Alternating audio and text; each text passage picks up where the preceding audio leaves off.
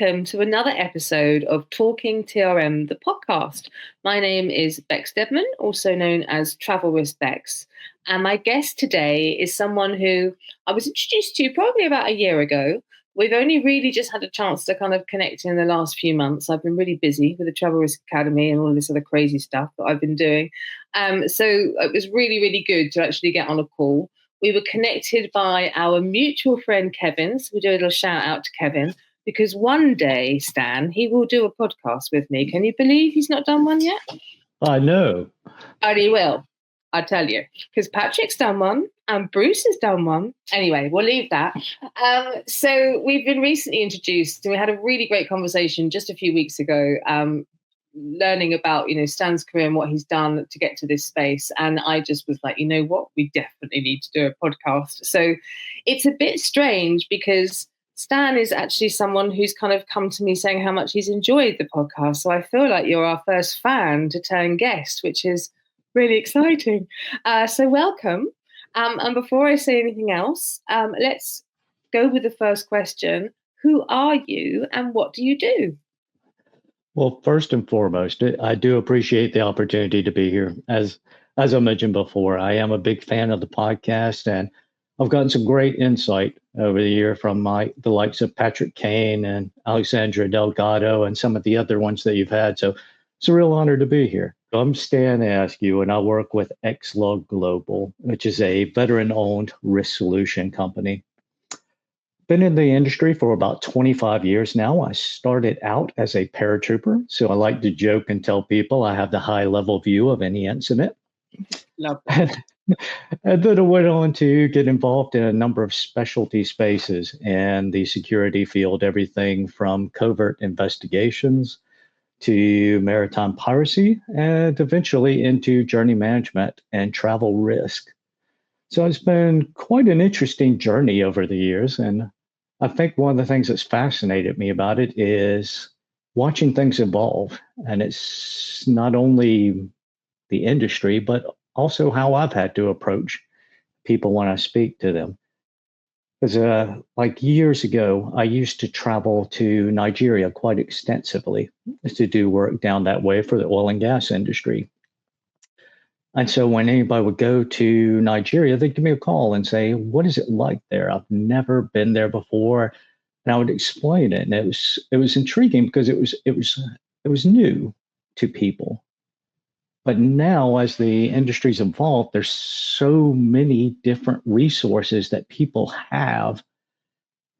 Technology providers, security providers, government resources, that people know a lot about these areas.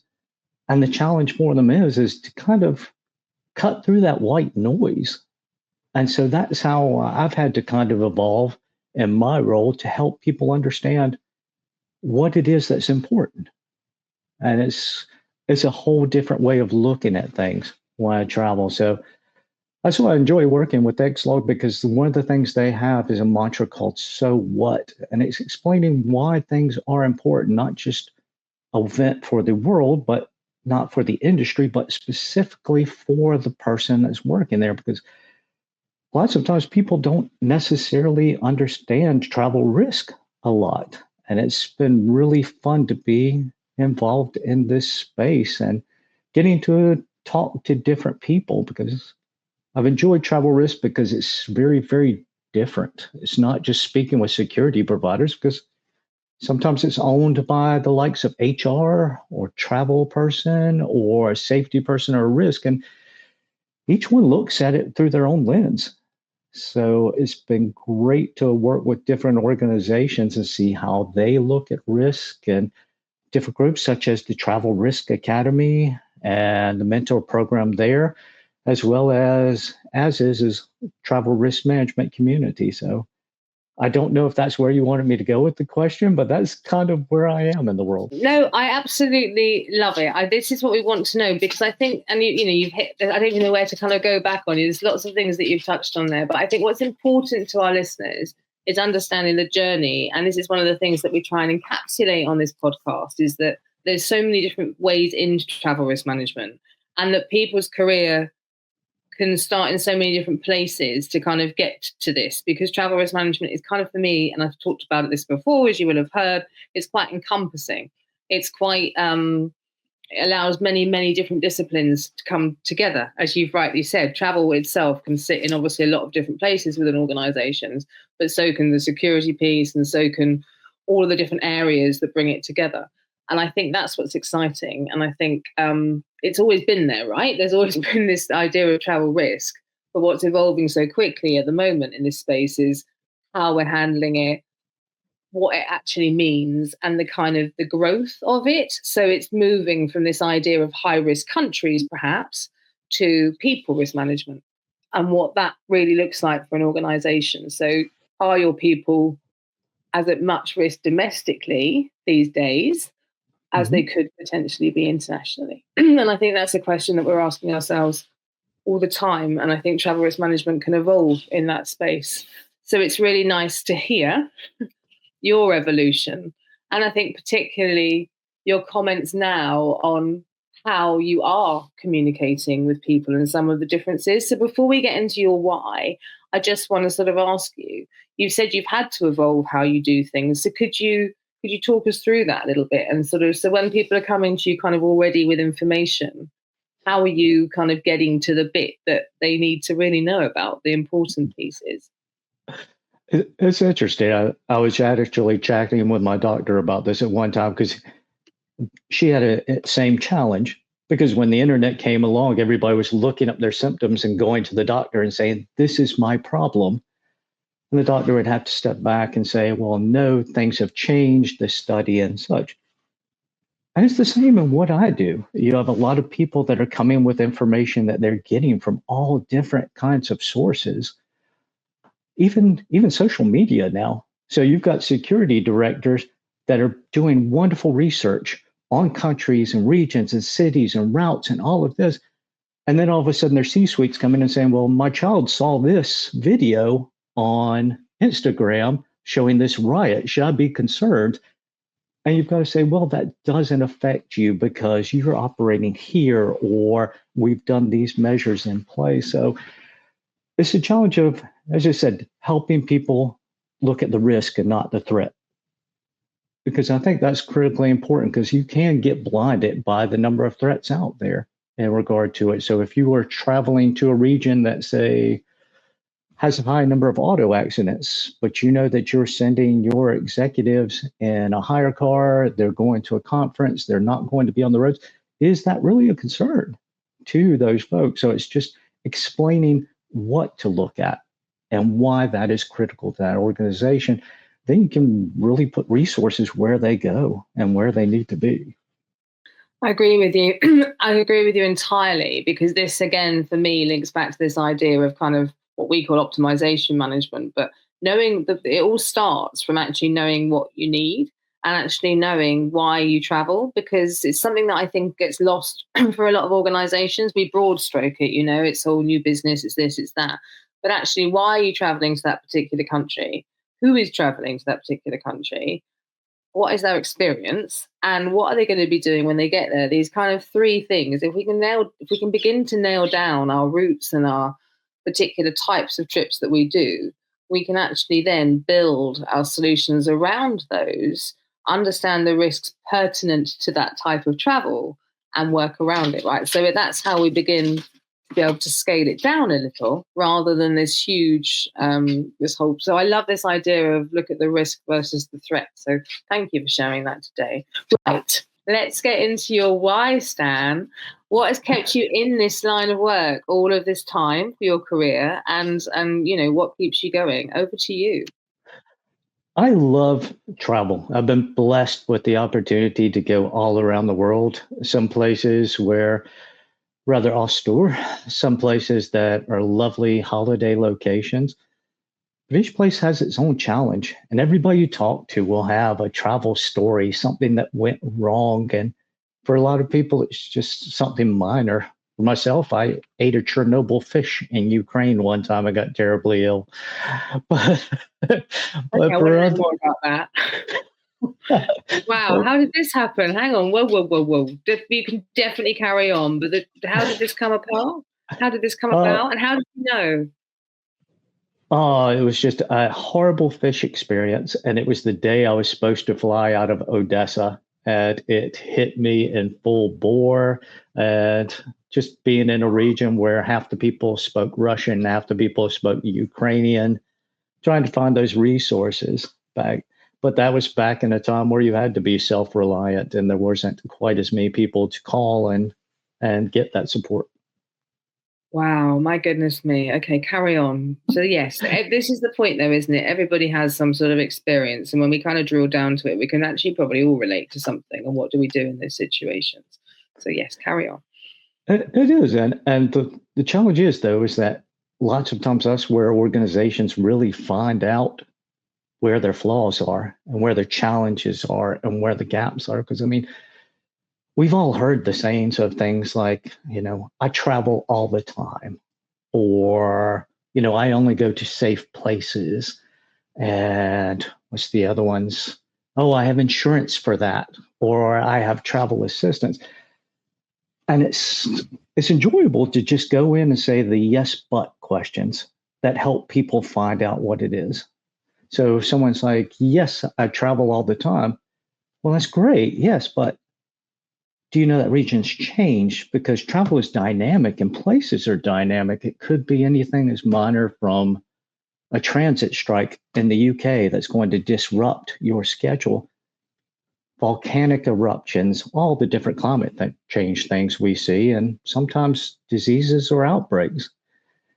So everything changes. And even the people going to those places change. I had one organization where they're like, our executives were just there. I'm like, well, yes, that's perfect. Your executives went to this conference and then went home. But now you've got technicians going there and they need to go to this part of the city and here, and we'll forget things and we need this permit. So they're going to a lot of places that you didn't go. So yes, it's the same place, but it's a different challenge in regard to it. That's the same thing for people telling me they travel to safe locations. Well, yes, but do you understand there's different resources there? I had a person I ran into in Canada that had just tripped and fallen and broken their elbow. And so the next day, they were supposed to actually assist a CEO in presenting at a sales conference. And they spent about 12 hours trying to find a clinic that could offer x-rays and get their arm mended. So they missed the whole presentation piece, but it was just an assumption that things would be the same as they were in the United States.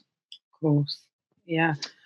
That's so strange. I've literally been having that exact conversation with my American friend today, and how different things are here to over there. It's crazy. And I think how we can prepare for those things, right? So organizations are facing it. I think it's interesting what you talk about at the moment, even though things have moved on, and they have. You said earlier, there's more people around now to call than there were. But actually, do people, travelers, still know what to do when they're in that time and in that space? Because ultimately, they're on their own in those first few moments to decide what decisions they're going to make, right? And it's kind of down to an organization as to how prepared that traveler is, as to how much pre-training they've had, or perhaps how much advice they've been given. It is. And as I mentioned, I think people sometimes they realize what they have, but they don't understand necessarily what that means. So they say, yes, I have an insurance. So, okay, but what does that cover? And what are the exemptions related to that? Or yes, I've got an assistance. Well, no, actually, you've got a piece of technology in there. What happens if you push this button? What's going to happen? What is your involvement in that? And a lot of people don't really understand how those pieces go together. So lots of times what my role is to put it down in simple ways to understand how all these pieces work together, how insurance works in regard to it, where assistance comes into place, and draw a picture for people, because they've not only got to sell that to their travelers and explain how this process works, but you've also got to sell it to the C-suite to get those additional pieces of program in. So one way I like to explain it is kind of in terms of like a house fire. So people will tell me, I have insurance. That's great. You have insurance. Everybody should have it for their house for fire insurance. But if a fire happens, are you calling your insurance agent? No, you're calling the fire department. Your insurance agent is after the fire is out. So that fire department is kind of your assistance team. They're the ones that are going to come and provide that immediate assistance piece in regard to there. But when you start digging deeper and start looking at it from a risk approach, what you want as well is somebody that actually understands what your risk of the fire is. So they're coming to you and saying, okay, I see you've got children. Well, maybe in a multi-story house, maybe we should look at training your kids on how to get out in a fire. Maybe with the size of this house, you need X number of fire extinguishers and fire alarms.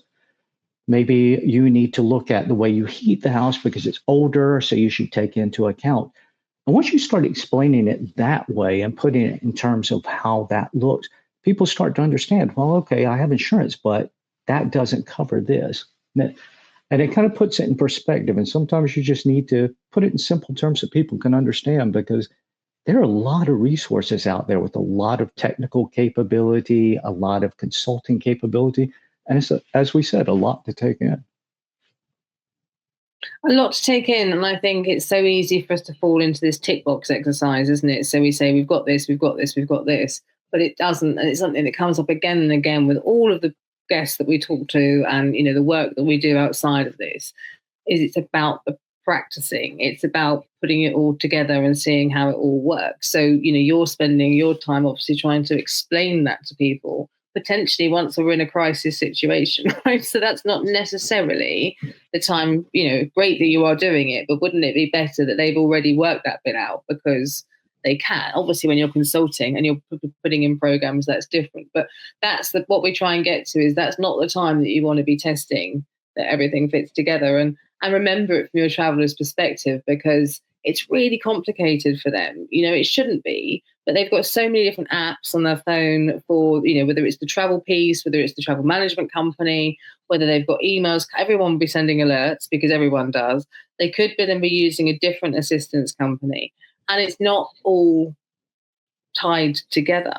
And then obviously you've got travelers that maybe, or companies that allow people to book out of program. So you're not necessarily booking with a travel management company. So people don't even necessarily know where you are.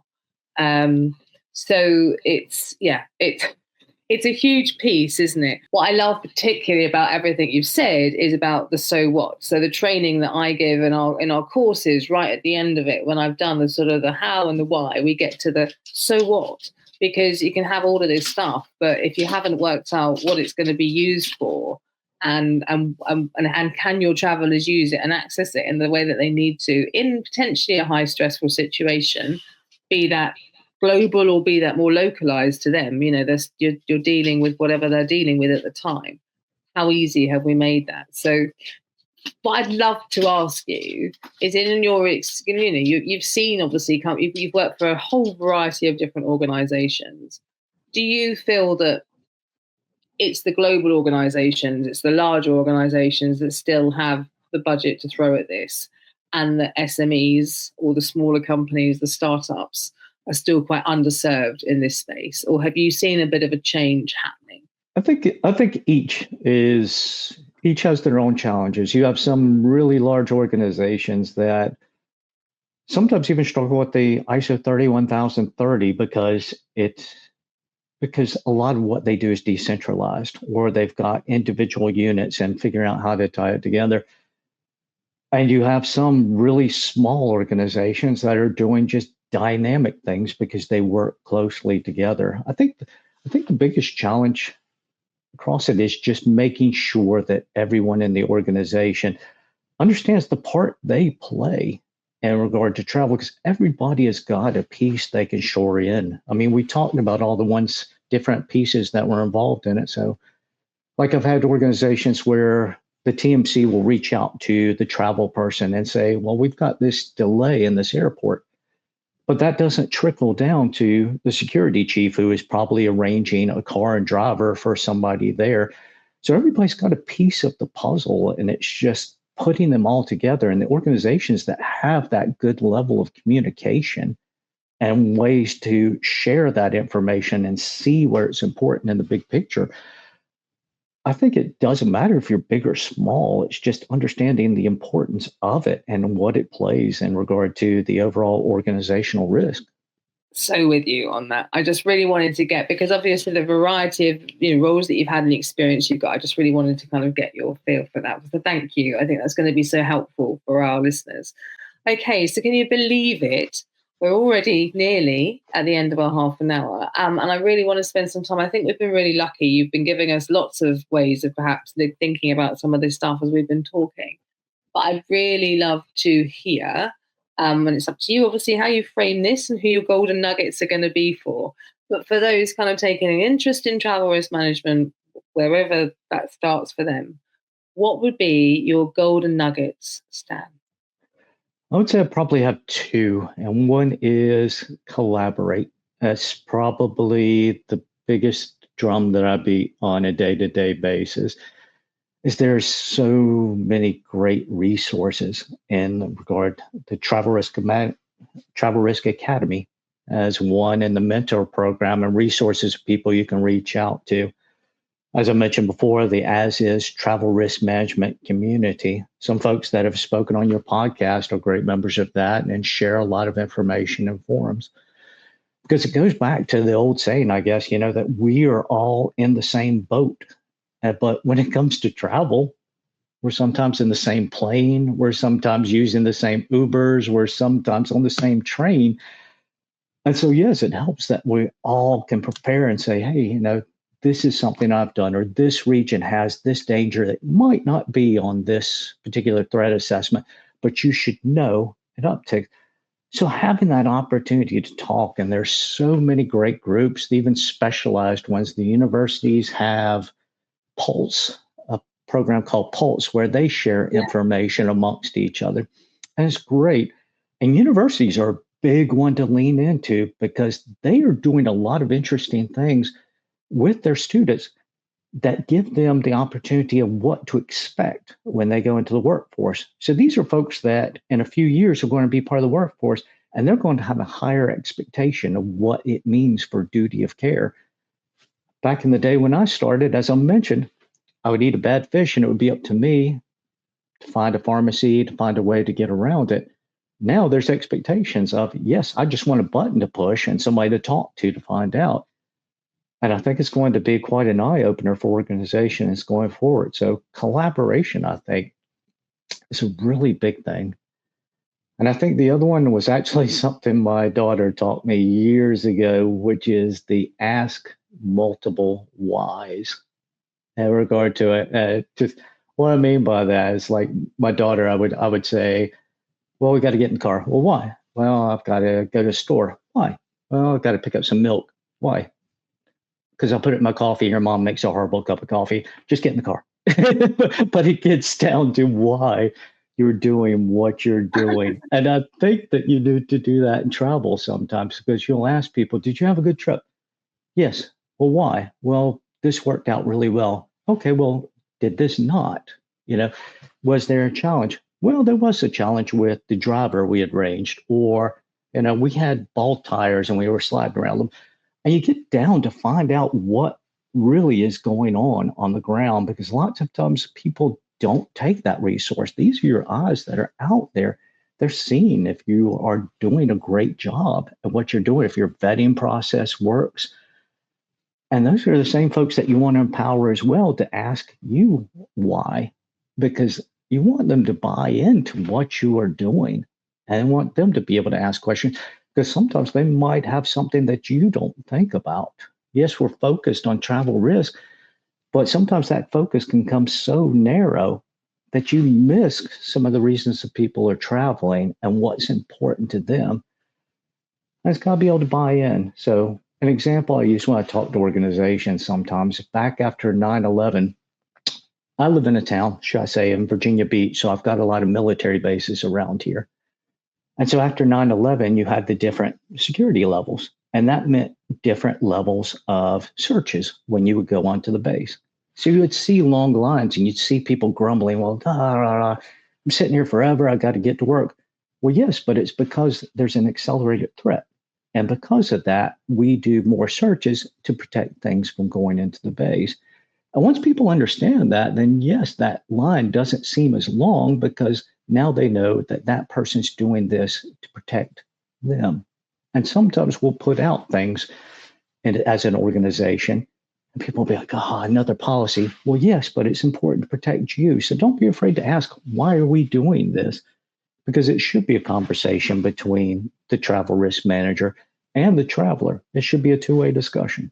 Smiling because these are just the things that we sing about constantly. So what I'm hearing throughout this, so obviously, yes, we're hearing it, collaboration, and don't be scared to ask why and to ask questions and to keep asking why until you can drill really down. That's a real technique that I use all the time. And what I'm hearing about talking to these great communities that are being set up, and I appreciate you talking about the academy, but also, the new ACES working group for travel risk management, there's GBTA risk, there's all these groups that are happening, and it's all really grassroots up, and that's what I'm loving. You've got those program managers that have been working in travel risk management and then tying it back into the travelers themselves, those people that are actually on the road having the experiences and doing these things, which is why, in this podcast, we talk to the experts, but we also try and do our traveler files where we're actually trying to talk about real lived experiences, because so often organizations don't even have a mechanism to ask those questions when people come back. It might be a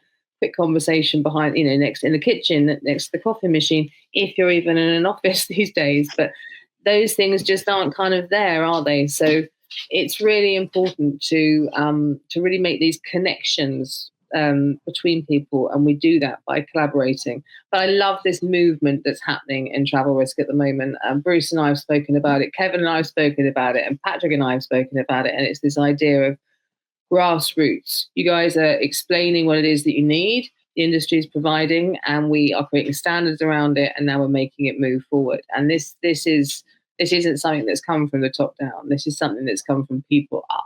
And I hope that's what makes travel risk management such a success and continues to be a discipline in the future. It's a great community, and there's some great people out there that are singing from the rooftops. You, Miss Bex, being one of the prime people there, and we really appreciate having a chance to talk out like that and speak to a wider audience about that, because again, it is about collaboration. Great. Well, Stan, thank you. I can't believe we've come to our half an hour. It's been an absolute pleasure to have you here. Thank you so much. Thank you so much for being part of the community, the wider community. Thank you so much for being a fan of what we're doing and making me blush, which doesn't usually happen. I usually try and make my guests blush, so I appreciate it. Good that it happened the other way around. So it's been a pleasure to meet you, and thank you so much for your time today. So to our listeners, you have been listening to another episode of Talk'n TRM, the podcast. My name is Bex Deadman, also known as Travel Risk Bex. We've been joined today by Stan Ayscue. Thank you so much, and we look forward to talking to you all soon. And in the meantime, stay safe.